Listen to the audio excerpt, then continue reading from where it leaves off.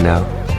तो जनाब, इसके पीछे एक छोटी सी कहानी है जो कि मैं आपको अभी सुनाने जा रही हूँ। उससे पहले welcome back to my channel बरज़ा की मॉम।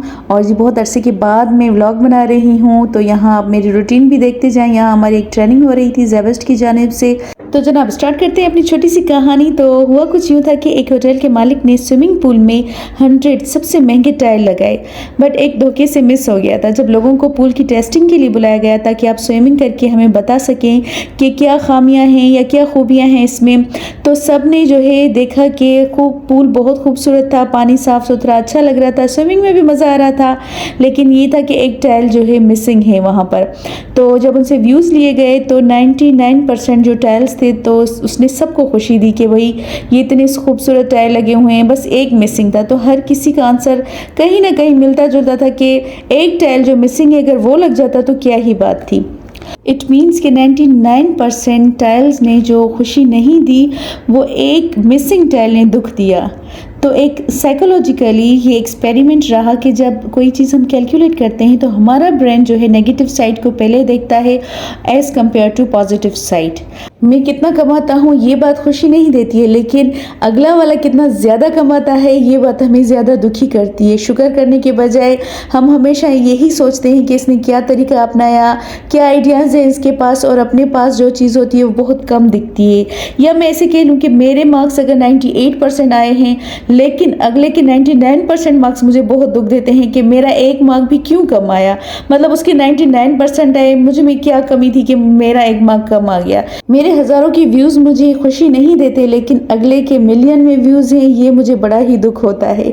तो इस तरह से हमारी लाइफ हमेशा ही जो है दुखों में रहती है, क्योंकि हमने अपने माइंड ऐसे ही सेट किया है कि हम कंपेयर करते हैं दूसरों को अपने साथ, अपनी खुशियों को दूसरों की खुशियों के साथ। तो ये अगर चीज़ों का कंपेरिजन जब तक हमारी लाइफ में रहेगा तो हमें सिवाय दुख के कुछ भी नहीं मिलेगा, क्योंकि जब तक हम अपने पास मौजूद चीज़ों की या लोगों की कदर नहीं करेंगे, हमें खुशी नहीं मिलेगी। हमें अच्छी चीज़ें भी मिलती हैं, लेकिन हम दूसरों की ज़्यादा अच्छी चीज़ें देखकर हमेशा थोड़ा सा जेलस फील करते हैं या हमें दुख होता है। बजाय इसके कि हमारे पास जो चीज़ मौजूद है उस पर शुक्र करें और हम आपसे ख़ुद से कम जो लोग हैं उनकी चीज़ें देखें और फिर अल्लाह का शुक्र करें कि एटलीस्ट उनसे ज़्यादा तो हमारे पास मौजूद है। What is this? Do you know this? तो जी लाइफ में जब भी कभी ऐसा फील हो कि हम अपनी चीज़ को किसी और की चीज़ के साथ कंपेयर कर रहे हैं, तो समझ जाइएगा कि यही वो मिसिंग टेल सिंड्रोम है और इससे हमें बाहर निकलना है। एनी हाउ अदरवाइज़ हम कोई भी अल्लाह की नेमत का शुक्र अदा ही नहीं करेंगे। तो जनाब ऐसी छोटी छोटी स्टोरीज़ जो होती हैं वो बहुत ही मोटिवेशन देती हैं, और मैं तो आजकल बहुत ज़्यादा सुन रही हूँ ताकि मैं भी मोटिवेट होती रहूँ और इंशाल्लाह आपके साथ भी शेयर करती रहूँगी। और हमारे साथ अक्सर कुछ ऐसा ही होता है। एक और भी बात आपके साथ शेयर करूँगी।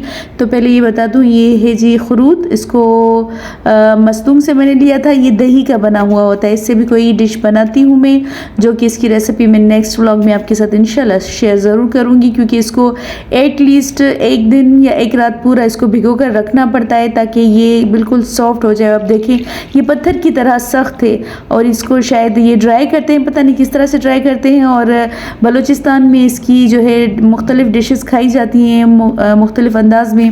तो मैं ट्राई करूँगी जब रेसिपी, तो आपके साथ ज़रूर शेयर करूँगी। और ये मौसम चेंज हो रहा है और उसके साथ ही हम सब की तबीयत बहुत ख़राब हो रही है, या मैंने सोचा कि थोड़ी सी रिकॉर्डिंग कर लूँ। बरज़ा के लिए फ्रूट्स काट रही थी, उसकी तबीयत हम सबसे ज़्यादा ख़राब है। अल्लाह उसको सेहत दे, क्योंकि बच्चा जब बीमार होता है तो ऑब्वियसली पेरेंट्स को ऐसे लगता है कि हम खुद भी बीमार हैं।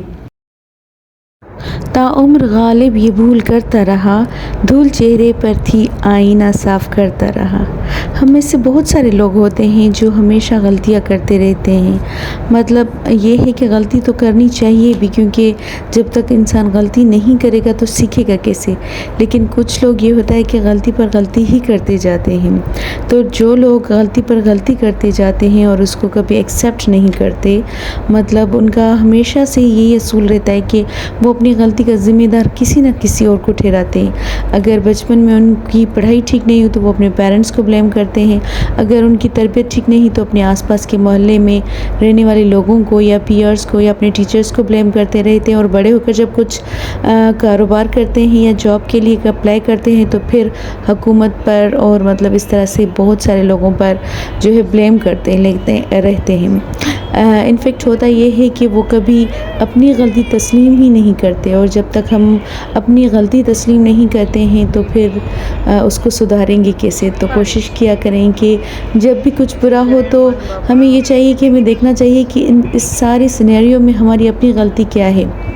तो जनाब ये है एक्सेप्टेंस अपनी गलतियों की। और यहाँ पर बरज़ा को बहुत ज़्यादा बुखार था, नज़ला, फ्लू हो गया क्योंकि मौसम चेंज हो रहा है, और मुझे ख़ुद भी अपनी तबीयत कुछ ठीक नहीं लग रही थी। लेकिन इतना अरसा हो गया था कि मैंने जो है ये व्लॉग नहीं बनाया था, और काफ़ी मेरी बहुत ही वेल विशर और सब्सक्राइबर्स थे, वो मुझसे पूछ रहे थे कि इतने दिनों से हमने आपका व्लॉग नहीं देखा, तो मिस कर रहे हैं काफ़ी। तो मुझे अच्छा लगा, लेकिन अब भी मैं ये जो व्लॉग है इसलिए बना रही हूँ ताकि आप लाइक और कमेंट ज़रूर किया करें, क्योंकि हालांकि इससे आपका कुछ नहीं जाता, जस्ट हमें मोटिवेशन मिलती है और अच्छा लगता है कि आप लोग उसको देख रहे हैं। हालांकि आप यकीन करें कि जब लाइक किया जाता है या उस चीज़ को आप कमेंट भी करते हैं ना, तो हमारे पास क्लियरली नेम्स नहीं नज़र आते। लाइक का तो बिल्कुल भी नज़र नहीं आता, हाँ अगर आपने कमेंट करके अपना नाम लिखा तो फिर पता चलता है। तो उससे कुछ भी नहीं होता है, जिसको भी करना है वो ज़रूर किया करें ताकि हमें मोटिवेशन मिलती रहे। और जी दूसरे दिन अल्हम्दुलिल्लाह ये बरज़ा की तबीयत कुछ बेहतर हो गई थी, तो हम यहाँ पर आ गए थे। ये एक फंक्शन था जिसको हमने अटेंड किया, लेकिन फिर बरज़ा ने मुझे बहुत ज़्यादा तंग किया, तो हम फिर जल्दी ही यहाँ से निकल गए थे। तो ये प्यारी सी बच्चियों की परफॉर्मेंस थी, और अच्छे प्रोग्राम्स होते हैं जी उसकी तरफ से, ताकि बच्चों को मोटिवेट किया जाए, उनको प्राइजेज़ मिलते हैं, कॉन्फिडेंस भी डेवलप होता है, और अच्छे जो है एजुकेशनल एड्स भी दिए जाते हैं इनको। स्टार्टिंग में जो मैंने आपको स्टोरी बताई मिसिंग चाइल्ड सिंड्रोम वाली, वो आपको कैसी लगी? अगर आपको अच्छी लगी और आपको मज़ा आया तो आइंदा मैंने यही सोचा है कि अपना हर व्लॉग एक छोटी सी स्टोरी जो कि मोटिवेशनल हो या जिससे आपको बहुत ही अच्छा फील आए, तो मैं कोशिश करूँगी कि आपके साथ शेयर करूँगी, और इस तरह से आइंदा से अपना व्लॉग जो है स्टार्ट करेंगे। अगर आपको ये मेरा आइडिया अच्छा लगा तो मुझे कमेंट सेक्शन में ज़रूर बताइएगा। इंशाल्लाह नेक्स्ट व्लॉग में मिलती हूँ। इसके साथ मुझे दीजिए इजाज़त, और ये मेरी प्यारी सी परी बैठी एंजॉय करिए। अल्लाह हाफ़िज़।